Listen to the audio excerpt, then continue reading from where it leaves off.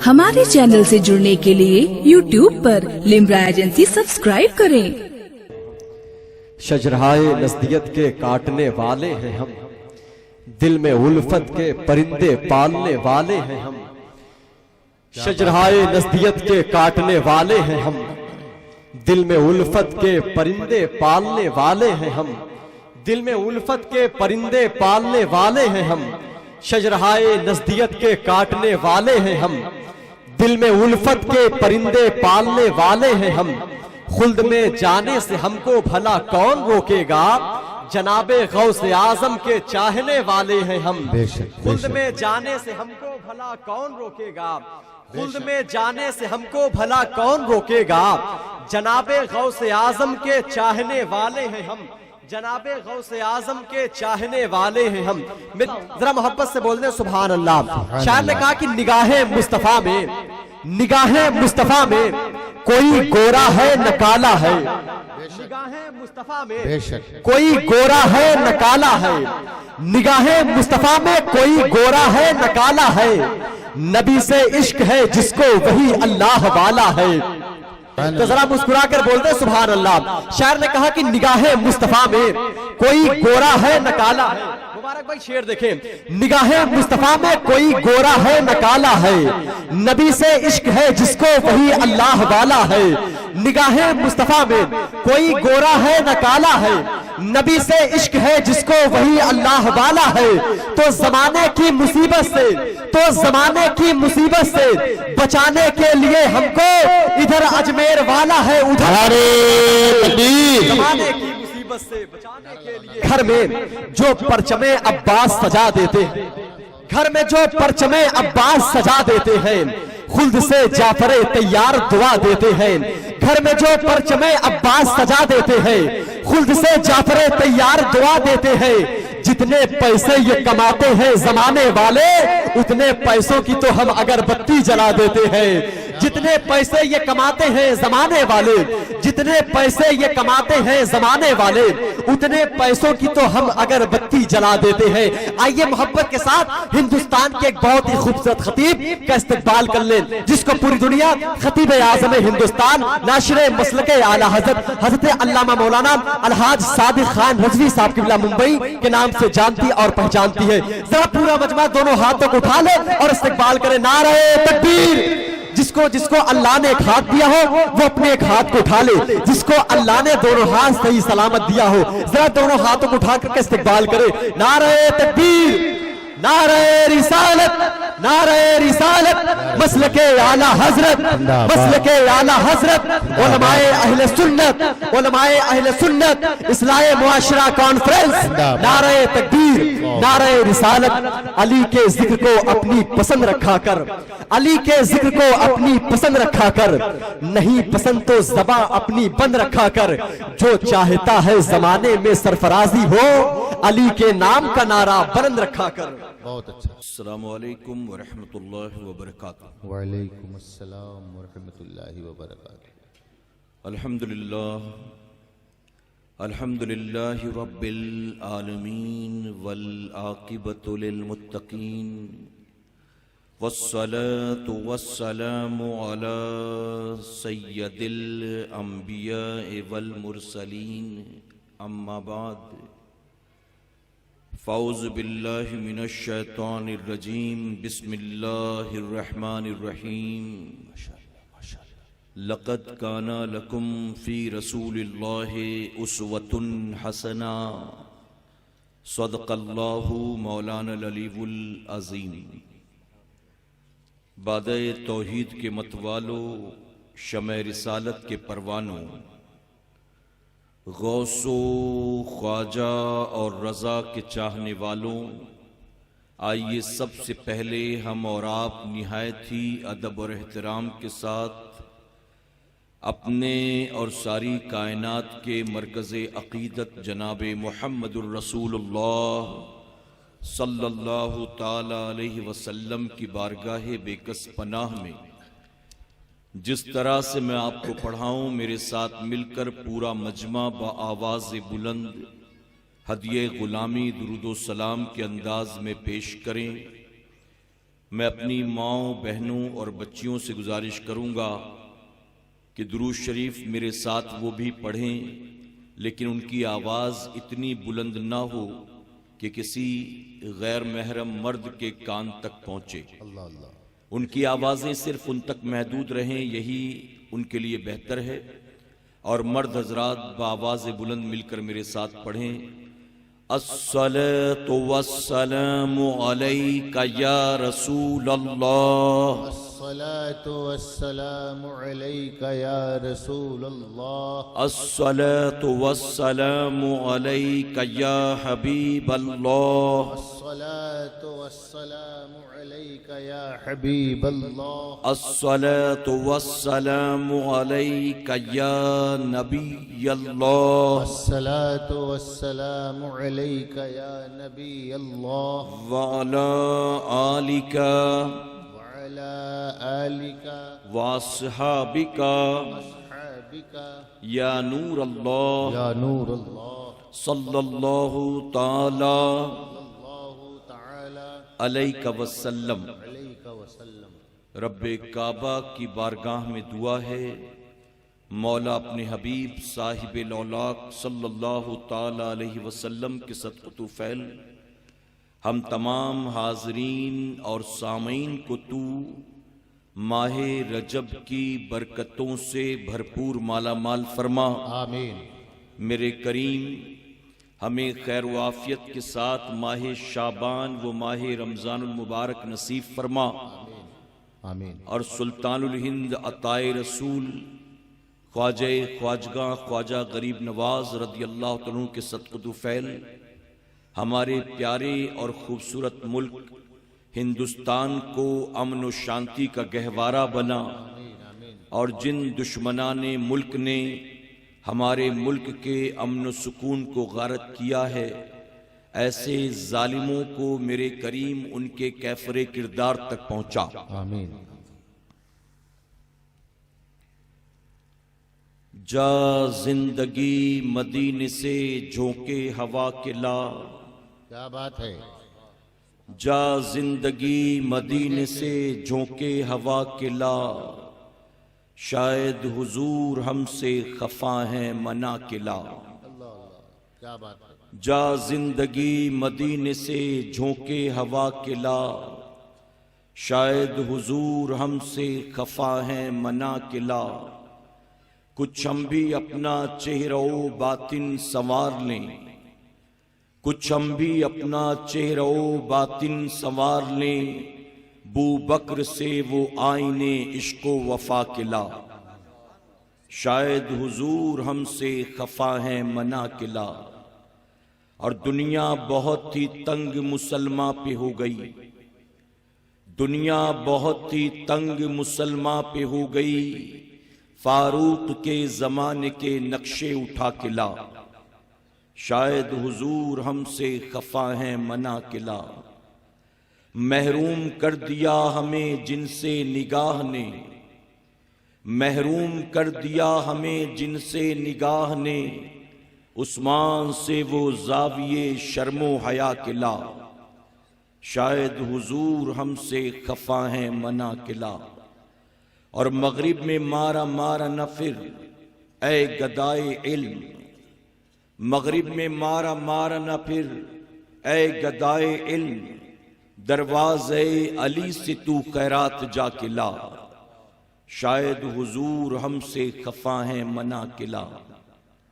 اور باطل سے دب رہی ہے پھر امت رسول کی، باطل سے دب رہی ہے پھر امت رسول کی، باطل سے دب رہی ہے پھر امت رسول کی، منظر ذرا حسین سے کچھ کربلا کے لا، منظر ذرا حسین سے کچھ کربلا کے لا، شاید حضور ہم سے خفا ہیں منا کے لا، شاید حضور ہم سے خفا ہیں منا کے لا۔ اور کسی کہنے والے نے بہت خوب کہا ہمارے اور آپ کے لیے، جو درس شہ بطحا نے دیا وہ درس پڑھانا بھول گئے، جو درس شہ بطحا نے دیا وہ درس پڑھانا بھول گئے، औरों को जगाना याद रहा, खुद होश में आना भूल गए। अल्लाह अल्लाह अल्लाह। मेरे प्यारे आका अलैहिस्सलातु तस्लीम के प्यारे दीवानों, अल्लाह रब्बुल इज़्ज़त ने अपने फजलो करम से इस्लाह मुआशरा कॉन्फ्रेंस में आपके सामने कुछ सुनने सुनाने का मौका और तौफीक अता फरमाया। अल्लाह रब्बुल इज़्ज़त आज की शब इस पाकीज़ा महफिल के सजाने वालों का सजाना और हमारा और आपका दूर दराज से यहाँ आना कबूल फरमाए। आमीन आमीन। मेरे प्यारे आका अलैहिस्सलातु तस्लीम के प्यारे दीवानों, मुझे इस्लाही गुफ्तगू का हुक्म दिया गया है और मैं आम तौर पर इस्लाही गुफ्तगू ही किया करता हूँ। मेरी गुजारिश है आप तमाम हजरात से कि जिस्म के साथ जहन को हाजिर रखकर मेरी गुफ्तगू को शुरू से आखिर तक आप समाअत करें। इंशाअल्लाह अल्लाह ने फजल करम फरमाया तो जरूर हमारी जिंदगियां बदलेंगी। सबसे पहले तो आप ये समझ लें कि इस तरह की महफिलें जो हमारे उलमा ने मुनक्किद की या बुजुर्गान दीन ने जो इस तरह की महफिलों का आगाज किया, उसका असल मकसद क्या था? सूफिया औलिया जानते थे कि हर मुसलमान मदरसे में दाखिला लेकर दीन को नहीं सीख सकता है। उसकी वजह यह है कि हर एक के ऊपर मुख्तलिफ तरह की जिम्मेदारियां हैं। रोजी रोटी कमाना है, खेती बाड़ी है, दुकानदारी है, माँ बाप की जिम्मेदारी कांधे पर, बच्चों की जिम्मेदारी कांधे पर, भाई बहनों की जिम्मेदारी कांधे पर। तो 8-10 साल तक मदरसे में आकर हर मुसलमान दीन को नहीं सीख सकता है। तो हमारे उलमा ने यह तय किया कि जब ये मदरसे तक नहीं आ सकते तो हम मदरसे से बाहर निकलकर, मस्जिद से बाहर निकलकर, खानकाह से बाहर निकलकर हम चौक चौराहों, गली कूचों, मैदानों में इस तरह की दीनी महफिलें सजाएंगे और वहां मुसलमानों को जमा करके उनके ईमान और अकीदे की हिफाजत भी करेंगे और उनको अमले स्वाले की दावत भी देंगे। लेकिन मैं माजरत के साथ कहूंगा, जिस मकसद के तहत इस महफिलों को उलमा ने, बुजुर्गान दीन ने शुरू किया था, आज उस मकसद को छोड़कर हम कोसों दूर निकल चुके हैं। आज हमारे यहां तकरीरों की, महफिलों की, बयानात और जलसों की कोई कमी नहीं है। हर गांव में एक सालाना जलसा होता है और जिस जलसे में हजारों नहीं बल्कि लाखों का खर्च भी होता है।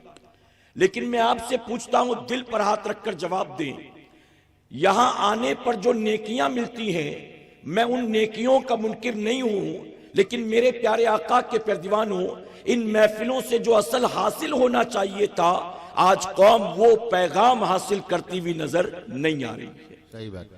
आने वाले या तो भीड़ भाड़ देखने के लिए आते हैं, या तो चहल पहल देखने के लिए आते हैं, या हमारा अच्छा खासा तबका ऐसा है जो ऐसी दीनी महफिलों में सिर्फ कानों के चस्के के लिए आता है, कानों की लज्जत के लिए। और एक मिजाज बन चुका है हमारे यहां पर, रात 10, साढ़े 10, 11 बजे से जब महफिल शुरू होती है तो सुबह फज्र की अजान तक महफिल जारी वो सारी रहती है।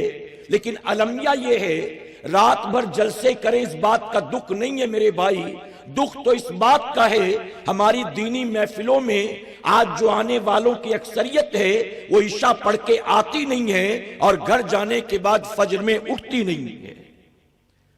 क्या बताइए, इन महफिलों का यही मकसद था? ये महफिलें इसलिए मुनक्किद की गई थी? नहीं, बिल्कुल नहीं। लोग कानों की लज्जत के लिए आते हैं। लोग उलमा की तकरीर सुनकर झूम झूम के नारे भी लगाते हैं। नातवा हजरात से नाते सुनते हैं तो दोनों हाथों को झंडा बनाकर हवा में लहराते हैं। हर आदमी अपनी अपनी हैसियत और तौफीक के मुताबिक नजराने भी देता है, लोगों पर अपना हलाल रोजी का माल भी खर्च करता है। ये सारी चीजें तो हम करते हैं, लेकिन मैं माजरत के साथ कहूंगा, हमने इन महफिलों को महज रस्मो रिवाज बनाकर रख दिया है। हकीकत में जो हासिल करना चाहिए था, आज हम वो हासिल करते नजर नहीं आते। ऐ सरकार मदीना के प्यारे दीवानों, अगर इन महफिलों से हकीकी पैगाम जो देते हैं अगर वो हमारे दिलों में उतर जाता तो आज जिस तरह हमारी जिंदगी गुजरती है, ہماری زندگی ایسی نہ ہوتی، بلکہ اللہ تبارک تعالیٰ ہمیں صرف غوث اعظم کا، غریب نواز کا نام لیوا نہ بناتا، ان کے نقش قدم پر چلنے کی توفیق بھی عطا فرماتا۔ سچ ہے، بے شک۔ اور ایک بات چبھتی ہوئی کہوں گا، معذرت کے ساتھ چبھتی ہوئی بات، صوفیہ فرماتے ہیں اللہ رب العزت اس وقت تک کسی قوم پر ظالم حکمراں مسلط نہیں کرتا جب تک کہ قوم اللہ رسول کی باغی نہیں ہو جاتی۔ اللہ اللہ اللہ اللہ۔ آج ظالم حکمراں جو ہم پر مسلط کیے گئے، اس کی وجہ کیا؟ کبھی غور کیا آپ نے؟ ہم تو سارا قصور دوسروں کے سر مڑ دیتے ہیں، سارا قصور دوسروں کے سر۔ سیریا میں جو کچھ ہوا ہم کہتے ہیں اس کے پیچھے سعودی عرب کا ہاتھ ہے۔ افغانستان میں جو کچھ ہوا، عراق میں جو کچھ ہوا، ہم کہتے ہیں اس کے پیچھے امریکہ کا ہاتھ ہے۔ جو کچھ فلسطین و غازہ میں ہوا، اس کے پیچھے یہودیوں کا ہاتھ ہے، اسرائیل کے لوگوں کا ہاتھ ہے۔ ہر چیز کے پیچھے ہم کسی نہ کسی کے ہاتھ کو فٹ کر دیتے ہیں، ہم کبھی اپنے گریبان میں جھانکنے کی کوشش نہیں کرتے۔ میں آپ سے کہتا ہوں آج دنیا میں جو کچھ تباہیاں بربادیاں ہیں، آپ کہتے ہو اس کے پیچھے امریکہ کا ہاتھ ہے، سعودیہ کا ہاتھ ہے، یہودیوں کا ہاتھ ہے۔ میں کہتا ہوں ان سب کے پیچھے یقیناً ان کا ہاتھ ہے، لیکن تم روزانہ فجر کی نماز نہیں پڑھتے۔ ذرا دل پہ ہاتھ رکھ کے بتاؤ اس کے پیچھے کس کا ہاتھ ہے؟ آج تم نے ظہر نہیں پڑھی، اللہ اللہ۔ اس کے پیچھے کس کا ہاتھ ہے؟ عصر مغرب کا وقت کب ہوا کب گیا تمہیں پتہ نہیں، اس کے پیچھے کس کا ہاتھ ہے؟ کیا کہو گے اس کے پیچھے بھی امریکہ کا ہاتھ ہے؟ کیا کہو گے اس کے پیچھے بھی ہمارے پرائم منسٹر کا ہاتھ ہے؟ کیا کہو گے اس کے پیچھے بھی گورنمنٹ کی کوئی سازش ہے؟ کیا کہو گے؟ اور اگر دنیا میں یہ کہہ کر گزر بھی جاؤ تو جاؤ، قیامت میں جب رب تبارک تعالیٰ پکڑ کرے گا بندو اور فرمائے گا میں نے تجھے 60 سالہ زندگی دی تھی، میں نے تجھے 70 سالہ زندگی دی تھی، میں نے تجھے ہر طرح کی نعمت دی تھی، تیری بیوی بھی اچھی تھی، تیرے بچے بھی اچھے تھے، تو پیدا ہوا تو خالی ہاتھ ماں کی کوکھ سے پیدا ہوا، میں نے تجھے مکان بھی دیا، دکان بھی دیا، کھیت کلیان بھی دیا، پہننے کو اچھے اچھے کپڑے دیے، کھانے کو اچھی اچھی غذائیں دی، میں نے تجھے انگنت نعمتیں عطا کی، لیکن بندے تو بتا 24 گھنٹے میں میں نے تجھ پر 5 وقت کی نماز کو بھی فرض کیا تھا، تو نے اپنی نمازیں ادا کی کہ نہیں کی؟ ایسے میں کیا کہو گے؟ اے اللہ میں پڑھنا تو چاہتا تھا لیکن میں نہیں پڑھ سکا، کیونکہ امریکہ کا ہاتھ تھا، افریقہ کا ہاتھ تھا، برطانیہ کا ہاتھ تھا، گورنمنٹ کا ہاتھ تھا۔ آپ کیا کہہ کے اپنا پلہ جھاڑ سکو گے؟ آج ہم کہتے چلو نماز پڑھنے، کہتے ہو کیا کروں حضرت ناپاک ہو۔ امام صاحب کہتے چلو نماز پڑھنے، کہتے ہو ایسی جگہ کام کرتا ہوں جہاں کھڑے رہ کر پیشاب کرنا پڑتا ہے۔ آج ہمیں تو یہ بہانے کر کے ٹال جاتے ہو، لیکن کل قیامت میں جب رب ان نافرمانیوں کی وجہ سے آپ کی پکڑ کرے گا تو بتاؤ رب کی بارگاہ میں یہ بہانے چلیں گے؟ میرے پیارے آقا علیہ الصلوۃ والتسلیم کے پیردیوانوں، حضور اکرم صلی اللہ علیہ وسلم ارشاد فرماتے ہیں کل قیامت کے دن ہر بندے سے 5 سوال کیا جائے گا، اور جب تک وہ ان سوالوں کا جواب نہ دے لے اسے اپنی جگہ سے پیر اٹھانے کی بھی اجازت نہیں ملے گی۔ وہ 5 سوال کیا ہوں گے؟ حضور اکرم صلی اللہ علیہ وسلم فرماتے رب فرمائے گا میں نے تجھے جو زندگی دی تھی بتا تو نے اس کو کہاں خرچ کیا تھا؟ اس کے بعد دوسرا سوال ہوگا میں نے تجھے جو جوانی دی تھی بتا تو نے اس کا کیا استعمال کیا؟ تیسرا سوال ہوگا تو نے مال کہاں سے کمایا تھا؟ چوتھا سوال ہوگا تو نے مال کو کہاں پر لگایا تھا؟ 5واں سوال ہوگا جو تو نے دنیا میں علم حاصل کیا تھا اس علم پر بتا تو نے کتنا عمل کیا؟ اے سرکار مدینہ کے پیردیوانوں، میں ہاتھ جوڑ کر کہوں گا میری بات کا برا مت ماننا، میں آپ کے یو پی میں बिहार में, आसाम में, वेस्ट बंगाल में, उड़ीसा में अक्सर जलसों में आया जाया करता हूं। इतना ज्यादा अच्छा तो मुकर्रिर नहीं, लेकिन जहां इस्लाही गुफ्तगू की जरूरत होती है लोग फकीर को याद करते हैं। और जानते हो जब मैं वहां पहुंचता हूं, पहुंचने के बाद कमेटी वालों से मुलाकात होती है, इंतजामिया से मुलाकात होती है, तो फक्र के साथ कहते हैं हजरत ये हमारा 28वां जलसा है, कोई कहता है हजरत हमारा ये 15वां जलसा है, कोई कहता है हजरत हमारे जलसे को 56 साल हो चुके हैं, हमारे दादा ने शुरू किया था, फिर अब्बा जिंदगी भर करते रहे, उसके बाद आज हम कर रहे हैं। जब कमेटी वाले हमसे ये कहते हैं और साथ ही गिनाते हैं कौन सा हमारी जमात का आलिम है जो हमारे जलसे में नहीं आया, फिर बड़े बड़े नाम उलमा इकराम के गिनाते हैं, फला भी आ चुके, फला भी आ चुके, फला भी आ चुके, फला भी आ चुके। इस तरह से अपने जलसे के बारे में तारीफ पर तारीफ, तारीफ पर तारीफ करते हैं। और फिर जानते हो जब वो खामोश होते हैं तो मैं उनसे सिर्फ एक बात कहता हूं, मेरे भाई बुरा मत मानना, अगर मैं कुछ कहूं तो नाराज तो नहीं होगे। कहते नहीं नहीं हजरत कहिए ना, क्या बात है। मैं कहता हूं 15 साल से आपके गांव में जलसा हो रहा है, 18 साल से आपके गांव में जलसा हो रहा है, 25 साल से आपके गांव में जलसा हो रहा है। अगर एक जलसे में आपने 1 लाख भी खर्च किया होगा तो आपने 25 लाख रुपए कौम के खर्च कर दिए। लेकिन मैं माजरत के साथ कहूंगा 25 लाख रुपए आपने जलसे मुनक्किद करने में खर्च तो कर दिए, लेकिन आने वाली आवाम से क्या तवक्को की जाए। मुझे तो कमेटी वाले भी आज भी दाढ़ी मुंडे नजर आ रहे हैं। अल्लाह अल्लाह अल्लाह। 25 साल से जलसा किया, तूने क्या हासिल किया? कौम के पैसे को तूने अपनी वाहवाही के लिए खर्च किया, अपने नाम और नमूद के लिए खर्च किया। अल्लाह अल्लाह। हमारे गांव का जलसा इतना शानदार, तारीफ करते जबान नहीं थकती, लेकिन बड़े बड़े उलमा को बुलाकर तूने तकरीरें तो सुनी, तेरी अपनी जिंदगी में क्या तब्दीली आई। और मैं जिम्मेदारी के साथ कहूंगा जो जलसे मुनक्किद करते हैं जब उनकी जिंदगियों में कोई तब्दीली नहीं आती तो जो आम आवाम आकर सुनती है भला उसे क्या हासिल होता होगा। क्या ये मेरी जिम्मेदारी नहीं कि मैं सबसे पहले अपनी इस्लाह की कोशिश करूं? क्या ये मेरी जिम्मेदारी नहीं उलमा को बुलाकर उन्हें टॉपिक भी हम ही देते हैं, हजरत ये भी बोलना, हजरत ये भी, हजरत थोड़ा दाढ़ी पर भी बोल देना। और ये कौन कह रहा होता जिसके खुद के दाढ़ी नहीं होती? हजरत थोड़ा नमाज पे भी बोल देना, उससे पूछो तू कितनी पढ़ता है, तू कितनी पढ़ता है। ये हाल है हमारा और आपका मेरे भाई, तकलीफ होती है। और मैं तो कहता हूं मैं तकरीर नहीं करता, मैं तो उम्मत का दर्द लोगों के सामने बयान करता हूं। आज जो मेरी कौम की पोजीशन है ना, आज बदतमीजी हमारी पहचान है, बेहयाई हमारी पहचान है, बेगैरती हमारी पहचान है। एक मुसलमान दूसरे मुसलमान को कमाता खाता देख नहीं पाता है। मेरी बेटी इतनी खूबसूरत पार्लर में जाती है, आईब्रो बनवाती है, लेकिन मेरी बेटी को रिश्ता नहीं आ रहा। और उसकी बेटी 8वीं 9वीं पढ़ी, उसकी शादी भी हो गई। मेरा बेटा MBA की डिग्री लेके घूम रहा है, नौकरी नहीं मिल रही। उसका बेटा 10th पास है, उसको नौकरी कैसे मिल गई? ऐ सरकारे मदीना के परदीवानों, एक मैसेज कुछ दिन पहले वायरल होता था, मुमकिन है कि आप तक भी पहुंचा होगा, और वो आज के दौर की हकीकत है। जानते हो मैसेज में क्या लिखा था? लिखा था आज दुनिया में बहुत से लोग अपने दुख की वजह से दुखी नहीं है, औरों का सुख देख के दुखी है।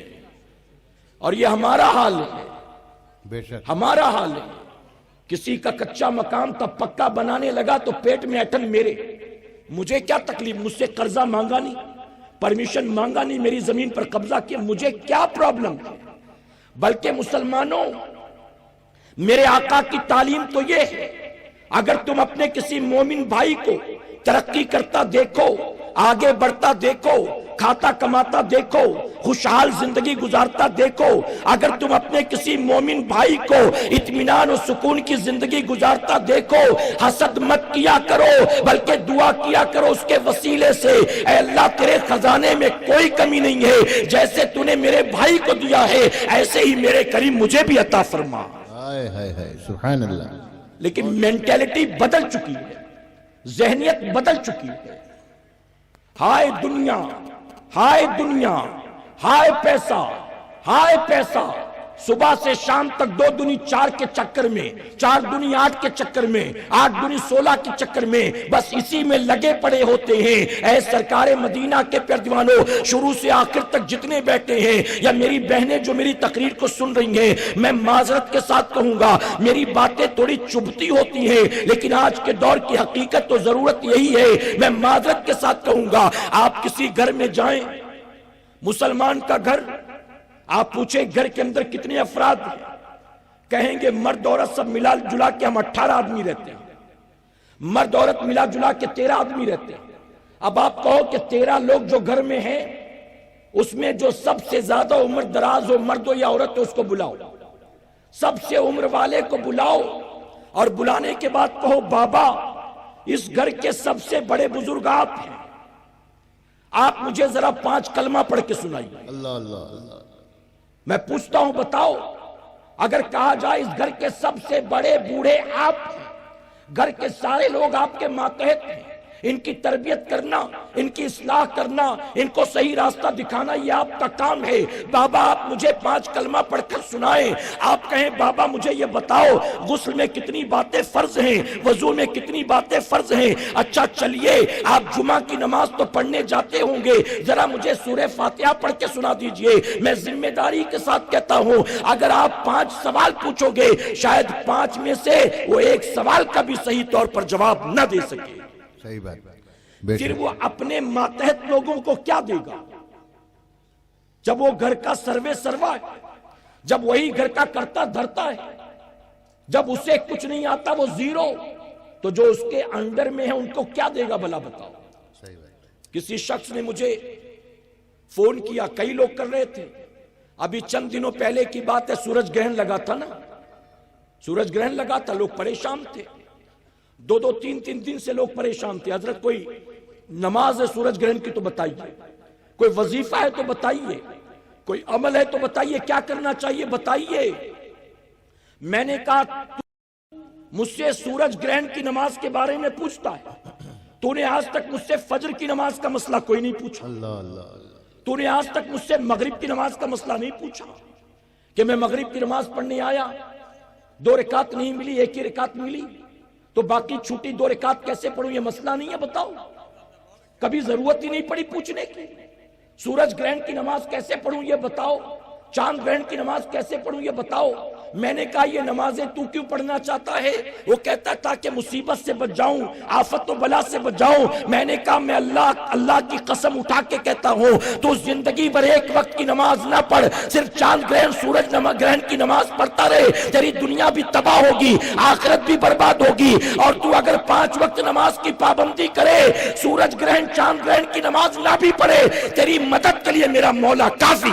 نعرے تکبیر، نعرے رسالت، مسلک اعلی حضرت اصلاح معاشرہ کانفرنس۔ رہ گئی رسم ازاں روح بلالی نہ رہی، فلسفہ رہ گیا تلقین غزالی نہ رہی، محض رسم و رواج والے بن کر رہ گئے۔ میں آپ سے پوچھتا ہوں مجھے جواب دیں، 2018 جب ختم ہونے کے قریب تھا تو ہمارے ملک کے پارلیمنٹ میں سب سے زیادہ جس بحث کو گرم کیا گیا تھا وہ 3 طلاق کا میٹر تھا۔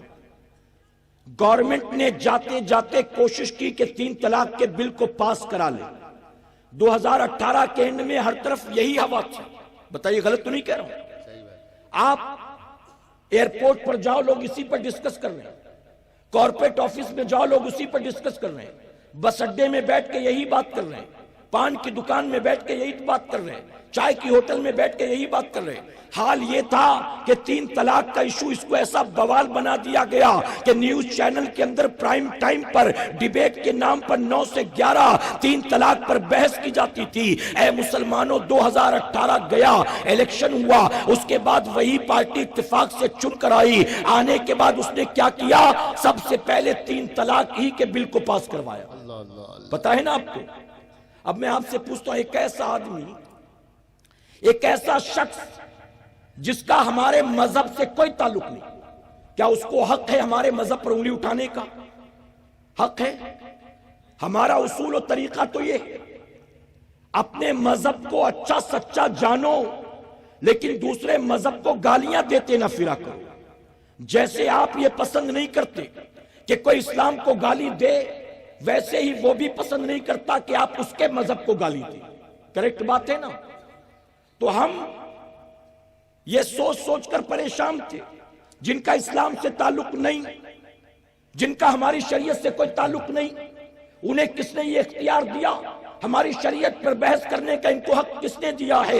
یہ دنیا دار لوگ ہیں، یہ دنیا کے جتنے قانون بنائیں اور بنا کر توڑے مروڑے ان کو اختیار ہے، لیکن جو قانون اللہ اور اس کے رسول نے ہم کو عطا کر دیا اس میں چوچڑا کرنے کا انہیں اختیار نہیں ہے۔ جب کسی وقت کا بڑا سے بڑا مفتی وہ اس کو بدل نہیں سکتا، ایک آدمی جس کا اسلام سے تعلق نہ ہو، آخر اس کو کس نے یہ اختیار دیا ہے؟ ہماری شریعت پر وہ انگلی اٹھائے لیکن ہم خاموش رہے، ہم نے کچھ نہیں کہا، ہم ریئیکٹ نہیں کر سکے، ہم کچھ نہیں کہے، خاموش رہے۔ لیکن بتاؤ تکلیف ہوتی تھی کہ نہیں ہوتی تھی؟ ان کو کس نے حق دیا شریعت پر انگلی اٹھانے کا؟ ان کو کس نے حق دیا قرآن پر انگلی اٹھانے کا؟ ان کو کس نے حق دیا اللہ کے حکم پر انگلی اٹھانے کا؟ اے مسلمانوں، میں آپ سے پوچھتا ہوں، جب دنیا کا وہ انسان جس کا اسلام سے کوئی تعلق نہیں ہے ہماری شریعت پر انگلی اٹھائے، ہمارے دل کو تکلیف ہوتی ہے، لیکن جب صبح سے لے کر رات تک ہم خود اپنی شریعت کو اٹھا کر پیٹ کے پیچھے پھینک دیتے ہیں تو ہمیں کوئی تکلیف کیوں نہیں ہوتی؟ بے شک ہم خود شریعت پر کتنا عمل کر رہے ہیں بتاؤ؟ ہمارے یہاں بچے کی پیدائش شریعت کے مطابق ہوتی ہے؟ بتائیے ہو رہی ہے؟ حکم یہ ہے کہ جب بچہ پیدا ہو فوراً اس کے دائیں کان میں اذان دی جائے۔ پتہ ہے کہ نہیں؟ آپ کے یہاں بھی یہی ہوتا ہوگا، لیکن کتنے باپ ہیں یہاں جو بیٹھے ہیں، خود بتائیں کتنے باپ ہیں جنہوں نے خود اپنے بچوں کے کان میں اذان دی بچے کی ولادت کے بعد؟ کتنے باپ ہیں؟ فلمی گانے اس کو یاد ہے، ڈائلاگ اس کو یاد ہے، کون سی ہیروئن کا ہسبینڈ کون ہے اس کو معلوم ہے، کس کا افیئر کس کے ساتھ چل رہا ہے معلوم ہے، 3 گھنٹے کی پوری فلم کی سٹوری معلوم ہے، فلم ریلیز ہونے سے پہلے گانا موبائل میں آ گیا اور اس کو گانا بھی یاد ہے، اس کو یہ دنیا کی ساری چیزیں جو آخرت کو تباہ برباد کرنے والی ہیں سب کچھ یاد ہے، لیکن اپنے ہی بچے کے کان میں اذان دے، اس کو اذان کے چند کلمات یاد نہیں۔ اذان میں کتنے کلمے ہوتے معلوم؟ بہت اچھا۔ اذان میں 100 کلمہ ہوتا ہے، 150 200 کتنا ہوتا ہے؟ اذان میں 15 کلمات ہوتے ہیں اور وہ بھی ریپیٹ، اللہ اکبر اللہ اکبر اللہ اکبر اللہ اکبر، یہی ہے نا؟ بہت مشکل ہے، کبھی سنا نہیں ہے؟ اذان میں ظہر سے لے کر عشاء تک 15 کلمات، فجر میں 17۔ ذرا سوچو، پیدا ہوئے مسلمان ماں کی کوکھ سے، محلہ مسلمانوں کا، گھرانہ مسلمانوں کا، خاندان مسلمانوں کا، آبادی مسلمانوں کی، گھر کے بغل میں مسجد بھی ہے، اذان کی آواز بچپن سے سنتے چلے آ رہے ہیں، مسجد میں جا کر نماز بھی جمعہ کی پڑھتے ہیں، لیکن اس کے باوجود ہماری شادی ہو گئی، ہم 20 22 23 سال کے ہو گئے، بچہ ہو گیا، ہم باپ بن کر مٹھائیاں بانٹتے ہیں، مبارکباد لوٹتے ہیں، لیکن اس لائق نہیں ہے کہ اپنے ہی بچے کے کان میں اذان دے سکے۔ اللہ اللہ اللہ اللہ، سچ ہے، حق ہے۔ میں ایک اسپتال میں پہنچا کسی مریض کو دیکھنے، ابھی ہاسپٹل کے دروازے پر انٹر ہوا تھا کہ ایک شخص مجھے دیکھ کر خوشی خوشی آیا اور آ کر کہتا، حضرت اللہ کا کرم ہے کہ آپ آ گئے، میں نہ جانتا نہ پہچانتا۔ میں نے کہا یہ اتنا کیوں خوش ہو رہا ہے؟ میں نے کہا بھیا کیا ہو گیا، تم کون ہے؟ میں نہیں جانتا، معافی چاہتا ہوں۔ اس نے کہا دراصل حضرت میرے بیٹا ہوا ہے اور 3 دن ہو گئے کوئی اذان دینے والا نہیں مل رہا، آج آپ آ گئے، اللہ کا شکر ہے۔ میں صبح سے منا رہا تھا کیونکہ آج ڈاکٹر نے ڈسچارج لکھ دیا تھا، آج ڈاکٹر نے ڈسچارج لکھا تھا، بیوی کو لے جانا تھا، تو سوچا اذان دے کر لے جاؤں تو اچھا ہو، لیکن کوئی مل ہی نہیں رہا تھا، آج اللہ نے آپ کو بھیج دیا۔ جانتے ہو فرمایا گیا جب بچہ پیدا ہو، ہر بچہ فطرت اسلام پر پیدا ہوتا ہے، یہ اس کے ماں باپ ہیں جو اس کو یہودی اور عیسائی بناتے ہیں، اسی لیے فرمایا گیا اذان دینا محض کوئی رسم نہیں ہے، بلکہ جب بچے کے کان میں اذان کی آواز سب سے پہلے سنائی دیتی ہے تو وہ اللہ کا شکر ادا کرتا ہے کہ میرے کریم تیرا احسان ہے، تو نے مشرکوں کے گھر پیدا نہیں کیا، تو نے مومن کے گھر میں پیدا کیا ہے۔ واہ واہ واہ واہ۔ اب وہ باپ جو اذان دینے کے لائق نہیں، بچہ 3 دن سے کنفیوژن میں پڑا، پتہ نہیں کس کے گھر پیدا ہو گیا ہو۔ اس درمیان نہ جانے کتنی کتنی ناپاک آوازیں کان میں آئی ہوں گی. اگر اسپتال کے باہر سے کوئی بارات جا رہی ہوگی تو ڈھول کی آواز پہلے سنا ہے, طبلے کی آواز, ڈی جے کی آواز پہلے سن لیا. اگر کیش کاؤنٹر پر کسی کا بل کو لے کر جھگڑا ہو رہا ہوگا تو گالی گلوچ پہلے سن لیا ہوگا. 3 دن ہو گئے اذان کی آواز نہیں سنی بچے نے. اب فرمایا گیا جو آواز سب سے پہلے بچے کے کان سے ٹکراتی ہے اس آواز کا بچے کی پوری زندگی پر اثر ہوتا ہے. جو بچے کے منہ میں پہلی گٹی ڈالی جاتی ہے اس گٹی کا بچے پر اثر ہوتا ہے. جس بچہ جس کو آنکھ کھول کر سب سے پہلے دیکھتا ہے اس کا بچے پر اثر ہوتا ہے. اب سوچو 3 دن تک ارے ظالم باپ کیسے بننا ہے یہ تجھے پتا ہے, لیکن اپنی اولاد کے کان میں اذان کیسے دینا ہے تجھے یہ پتا نہیں. ایک بزرگ, ایک شخص 68 سال کا ہو گیا, اپنے جوان بیٹے کی تعریف کرتے نہیں تھکتا تھا. اس کا بیٹا بہت بڑا ڈاکٹر تھا, سب طرف تعریف کرتے کرتے زبان نہیں تھکتی تھی. میرا بیٹا اتنا بڑا ڈاکٹر, جس مریض کو سب جواب دے دیتے اس کا علاج میرا بیٹا کرتا ہے, جس کا آپریشن کوئی نہیں کرتا اس کا آپریشن میرا بیٹا کرتا ہے. میرے بیٹے کے پاس امریکہ کی بھی ڈگری ہے, میرے بیٹے کی بڑی بڑی اسپتالوں میں بڑی ڈیمانڈ ہے, اس کو بلایا جاتا ہے, ایک آپریشن کا اتنا پیسہ دیا جاتا. تعریف کرتے تھکتا نہیں تھا. لیکن 68 سال کا وہی بوڑھا باپ جب مرا, جنازہ تیار کر کے سامنے رکھا گیا, صفیں لگا دی گئی, صف میں سب سے آگے وہ ڈاکٹر بیٹا کھڑا تھا. امام صاحب آئے, ڈاکٹر سے اجازت لی, اجازت ہو تو نماز پڑھائی جائے. ڈاکٹر بیٹے نے اجازت دی. اس سے پہلے کہ امام صاحب نماز شروع کرتے ڈاکٹر نے جیب سے رومال نکالا, اس کو آگے بچھایا. بغل میں کھڑے انجینئر دوست نے کہا یہ کیا کر رہا ہے؟ تو کہتا ہے سامنے کوئی چٹائی نہیں ہے نا, یہاں کوئی مصلی نہیں ہے, ابھی سجدہ کریں گے تو دھول مٹی لگ جائے گی, اس لیے میں نے اس کو بچھایا. کچھ غلط کیا کیا؟ اے مسلمانوں, مسکرانے کی بات نہیں, رونے کی بات ہے. ذرا سوچو, ارے اس باپ نے اپنے بیٹے کو ڈاکٹر بنانے کے لیے کتنے جتن کیے ہوں گے, کتنے شوق مارے ہوں گے, کتنا پیٹ کاٹا ہوگا, کتنا قرضہ اٹھایا ہوگا, کیا کچھ نہ جانے بیچا ہوگا. اپنے بیٹے کو اتنا بڑا سرجن بنا گیا, اینجیوپلاسٹی کیسے کرنا معلوم ہے, بائی پاس کیسے کرنا معلوم ہے, اوپن ہارٹ کیسے کرنا معلوم ہے, یہ سب کچھ تو سکھا گیا. لیکن مرتے مر گیا ظالم, اپنے بیٹے کو یہ نہ سکھا سکا کہ نماز جنازہ میں سجدہ نہیں ہوتا. بہت اچھا. آج یہ ہماری اور آپ کی پوزیشن ہے. باپ مرتا ہے اور مرتے ہی بیٹا کروڑ پتی بن جاتا ہے. بتائیے ہے کہ نہیں؟ صحیح بات. جب تک ابا زندہ تھے سب کچھ ان کا تھا, ابا کے جسم سے روح نکلتے ہی وہ سارا بیٹے کا ہو گیا. اب ٹھیکیدار بیٹا کہلائے گا, زمیندار بیٹا کہلائے گا, کروڑ پتی بیٹا کہلائے گا. یہ فیکٹری کس کی ہے؟ بیٹے کی کہلائے گی. یہ مکان کس کا ہے؟ اس کے نام سے منسوب کیا جائے گا. باپ مرتے ہی اپنے بیٹے کو چٹکیوں میں کروڑ پتی بنا گیا, لیکن باپ مرنے کے بعد بھی بیٹے کو مرتے مرتے اس لائق نہیں بنا پاتا کہ وہی بیٹا جو چند لمحوں میں کروڑ پتی بن گیا اپنے باپ کی قرآن خوانی میں قرآن کا ایک پارہ لے کر وہ بھی بیٹھ کر تلاوت کر سکے. حضور اکرم صلی اللہ علیہ وسلم نے فرمایا ماں باپ کا انتقال ہو اور بیٹا نماز جنازہ پڑھا دے, اللہ فوراً اس کے ماں باپ کو جنت میں داخل فرما دے. واہ واہ واہ, سبحان اللہ. نعرہ تکبیر, نعرہ رسالت, اصلاح معاشرہ کانفرنس.